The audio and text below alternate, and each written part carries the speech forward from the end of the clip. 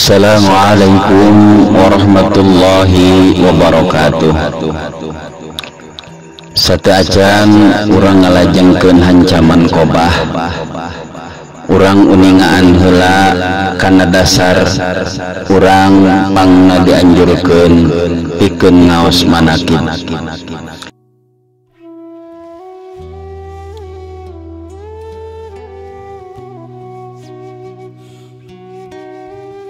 Musolah ngariwayatkeun dina kitab Ulumul Hadis ti Abu Amr bin Majid. Aranjeuna duanana kalebet jalmi-jalmi anu soleh. Abu Amr naros ka Abu Ja'far, naon anu dipiharep ku anjeun tina nyeratan hadis. Waler Abu Ja'far, kapan aranjeun boga pamadegan yen nalika nyaritakeun jalmi-jalmi soleh maka bakal lungsurna rahmat. Sedengkeun Rasulullah sallallahu alaihi wasallam eta teh pamimpinna jalmi-jalmi anu soleh. Ngadangu waleran kitu maka Abu Amr nyarios sodakta leres pisan. Dina riwayat nusanes Imam Ajamakhsari sasauran dina khutbah kitabna Risalah fi Fadailil Asyrah, anjeunna sasauran geus datang dina eusi athar nu sahih musanadna ka ulama-ulama jumhur yen Rasulullah sallallahu alaihi wasallam ngadawuh inda dzikri sholihina tanzilur rahmah, nalika disebat-sebat jalmi soleh maka bakal turunna rahmat. Dumasar kana ieu riwayat maka ngaos manakib Tuan Syekh Abdul Qadir Al-Jailani qaddasallahu sirrah kalebet bakal jadi cukang lantaran lungsurna rahmat Allah Subhanahu wa taala. Naon margi sabab Sayyid Abdul Qadir Al-Jailani kalebet jalmi anu soleh, kalebet wali Allah, malah disebat nage Sultanul Aulia. Maka payus tur pantes urang ngaos manakib anjeuna, ngaos riwayat kahirupan anjeuna, malah mandar urang tiasa niru kana kahirupan anjeuna.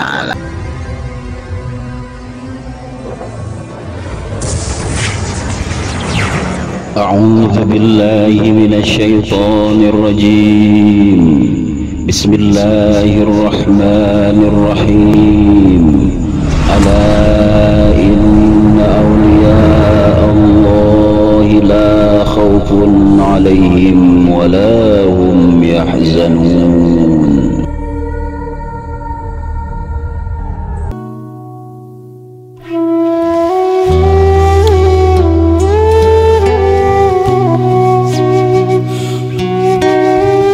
Bismillahirrahmanirrahim. Ila hadrati sultanil awliya'i wa qudwatil asfiya'i qutbir rabbani wal gawthis samadani as-sayyidi Syekh Abdul Qadir Al-Jailani qaddasallahu sirrah. Al-Fatihah.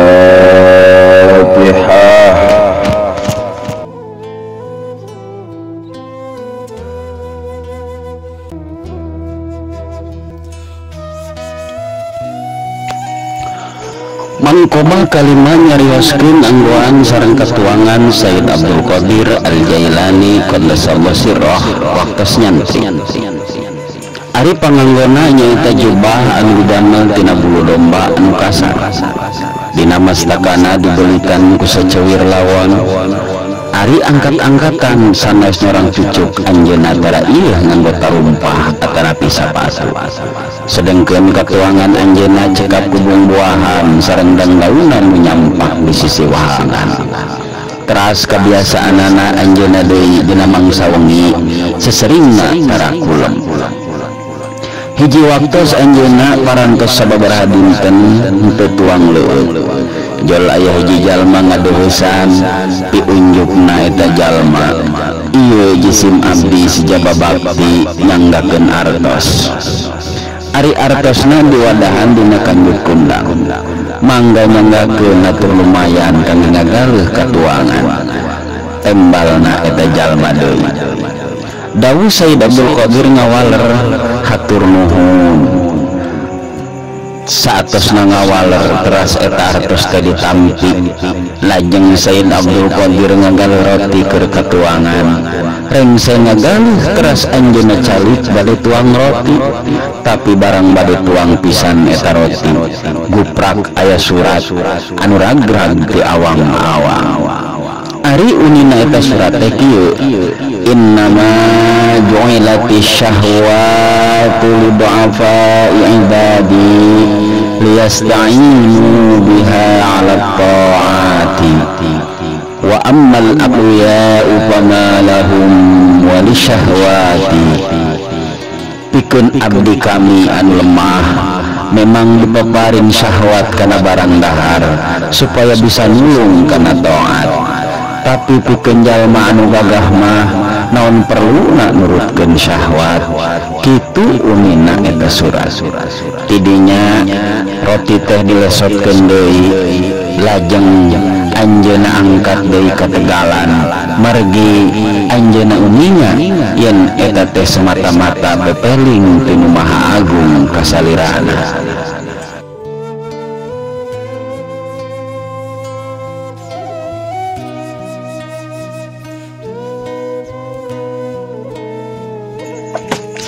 Manqobah kagenep nyarioskeun Sayyid Abdul Qadir Al-Jailani qaddasallahu sirrah disarengan ku Nabiullah Khidir alaihi salam di negeri Irak. Waktu Sayyid Abdul Qadir Al-Jailani qaddasallahu sirrah calik di tegalan Irak, anjeunna disumpingan ku Kanjeng Nabi Khidir alaihi salam. Teras Kanjeng Nabi Khidir alaihi salam nyarengan Sayyid Abdul Qadir Al-Jailani qaddasallahu sirrah calik di Irak sawatara lami. Dina hiji waktos Nabiullah Khidir alaihi salatu wassalam sasauran, upama maneh hayang dibarengan omat ulah nyulayaan, sabab lampah nyulayaan sok jadi matak margana papisah. Saparantos kitu teras Kanjeng Nabi Khidir alaihi salam mulih mung janji ka Sayyid Abdul Qadir bade ngalongokan sataun sakali. Tidinya Sayyid Abdul Qadir calik di eta tempat dugi ka 3 taun.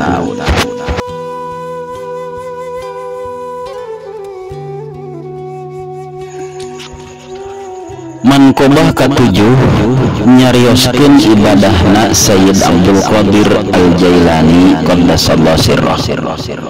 Dawuh Syekh Abu Abdullah Muhammad Al-Hirawi, kuring ngarencangan Sayyid Abdul Qadir kenging 40 tahun. Dina salebeting waktu eta anjeunna sok netepan subuh ku wudu isya. Saparantos netepan isya teras lebet ka pangkeng, teras nyepen di pangkeng dugi ka subuh. Dugi ka para tatamu raja-raja anu bade nepangan ka anjeunna, upami wengi mah sok tara tiasa. Kapaksa aranjeunna sok ngantos dugi ka wayah subuh. Dawuh Syekh Muhammad Al-Hirawi deui, hiji penting kuring nyarengan Sayyid Abdul Qadir anjeunna henteu modok sakerejep-kerejep acan. Ari damel sonten keneh netepan sunah, teras kawengina keun dikir dugi ka sapertiluna wengi, teras kadangu anjeunna ngaos dikir al-muhitur rabbus syahidul hasibul fa'alul khallaqul khaliqul bari'ul musawwir. Teras katingali salirana beuki alit dugi ka alit pisan. Saparantos kitu teu lami salirana ngaagungan deui sapertos bihari. Saparantos agung teras ngajurung punung beuki luhur dugi kalas henteu katingali.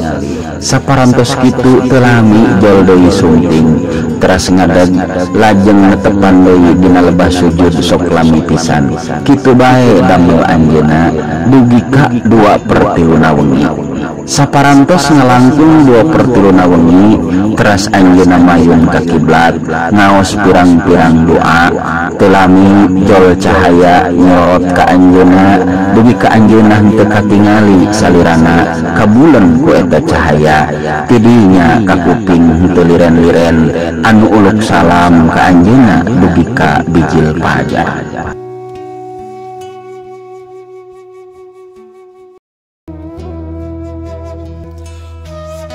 Manqobah kadalapan nyarioskeun didamel pamadegan sareng dasar kekuatan kahirupan Sayyid Abdul Qadir Al-Jailani qaddasallahu sirrah. Diriwayatkeun Sayyid Abdul Qadir kantos ditaros naon anu kutuan didamel pamadegan sareng dasar kekuatan dina kahirupan.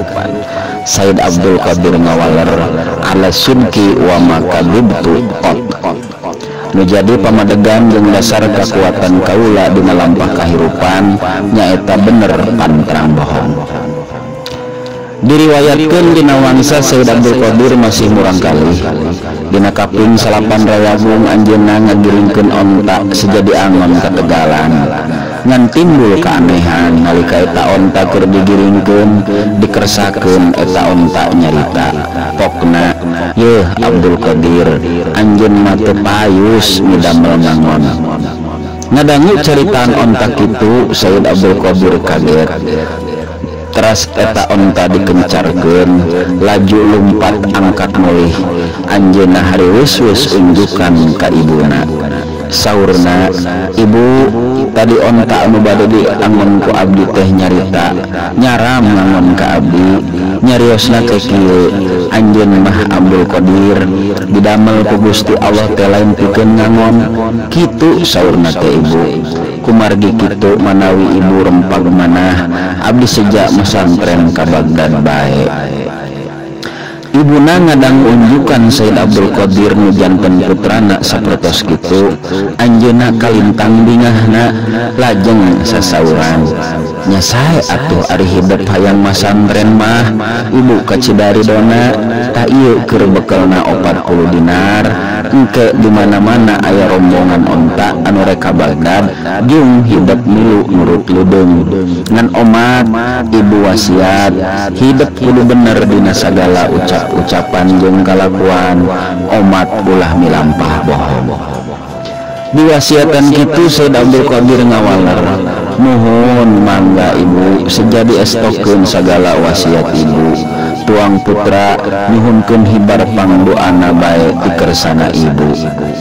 Reng sakitu mah lajeng Sayyid Abdul Qadir beberes nyandak bebekalan sapuratina lajeng ngiring sareng rombongan onta para sodagar anu nuju ka negeri Bagdad. Gancangna cerita kacerioskeun Sayyid Abdul Qadir parantos ngalangkung negeri Hamdan. Barang dongkap kadinya rombongan disampakkeun ku panyegat gorombolan rampong anu sakirana aya 60 urang. Bari eta rampong tarumpak kuda samakta ku pakarang.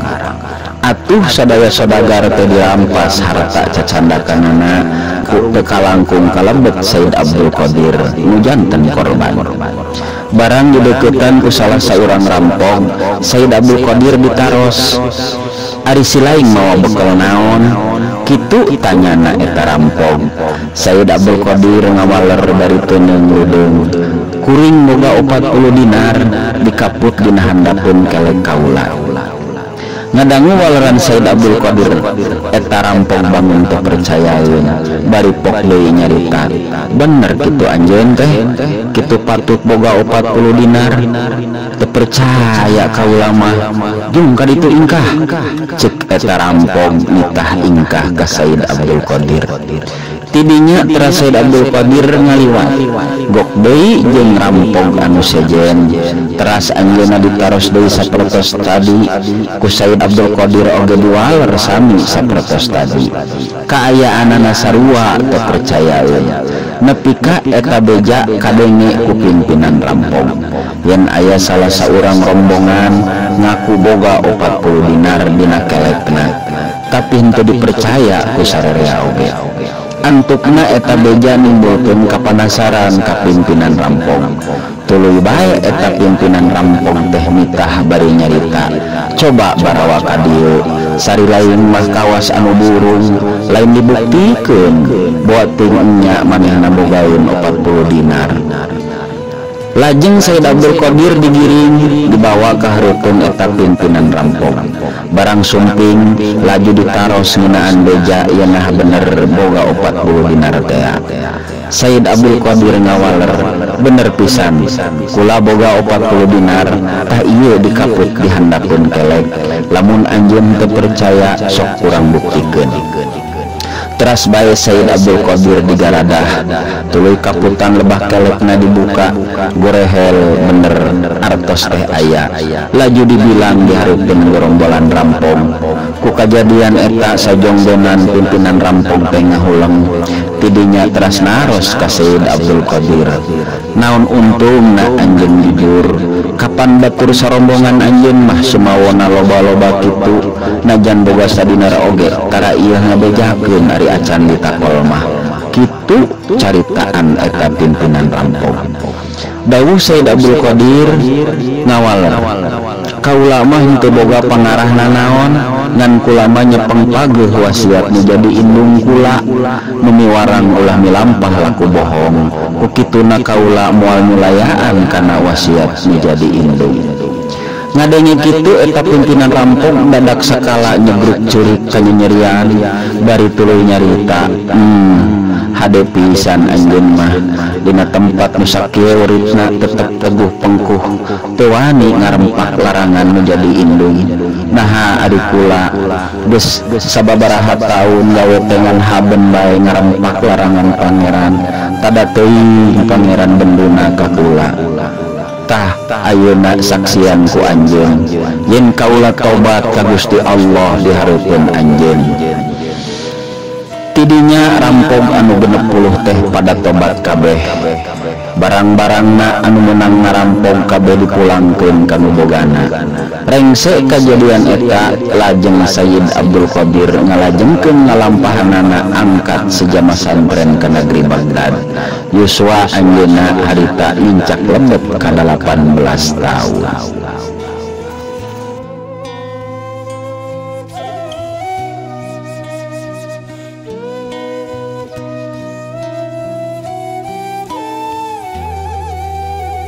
Mangkobah kasalapan nyarioskeun nembean Sayyid Abdul Qadir Al-Jailani qaddasallahu sirah muruk mitutur ka jalma-jalma dina luhur mimbar.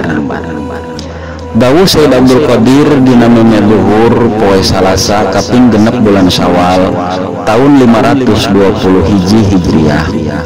Anjeunna sasauran kula ningali Rasulullah sallallahu alaihi wasallam teras anjeunna nimbalan kaula. Dauhna yeuh anak kula nah anjeun teu rami muruk mitutur ka jalma-jalma. Teras kula unjukan ngawaler kana patarosanana kumaha bade tiasa muruk mitutur kapan jisim abdi mah urang ajam ari ulama-ulama Baghdad anu sakitu para sehatna teu wantun jisim abdi. Ngadangu kitu Rasulullah sallallahu alaihi wasallam ngadawuh bari niwarang ka kula coba ka dieu bukakeun baham anjeun. Dipiwarang kitu ku Rasulullah nyakula tuluy muka baham nyaketan anjeunna lajeng kaula diciduhan 7 kali. Rengse kitu Rasulullah sallallahu alaihi wasallam ngadawuh deui jung anjeun geura muruk mitutur geura ajak jalma-jalma kana jalan Allah kalawan hikmah jeung pitutur anu hade.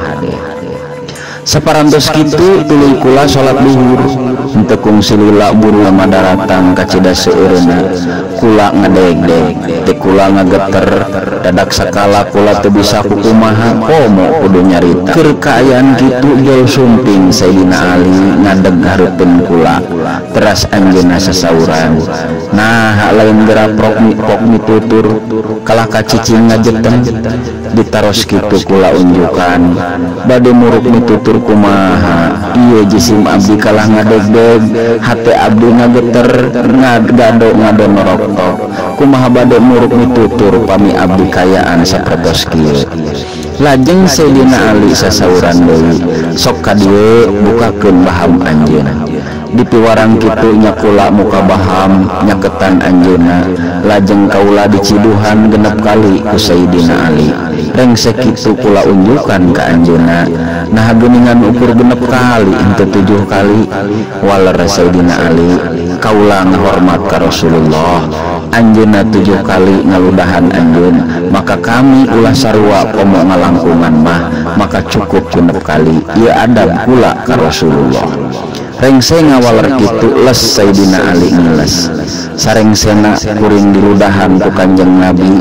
Katut Sayyidina Ali dadak sakala hati kula caang, awak jag-jag waringkas, teger teteg kaula dina mutu muruk mitutur.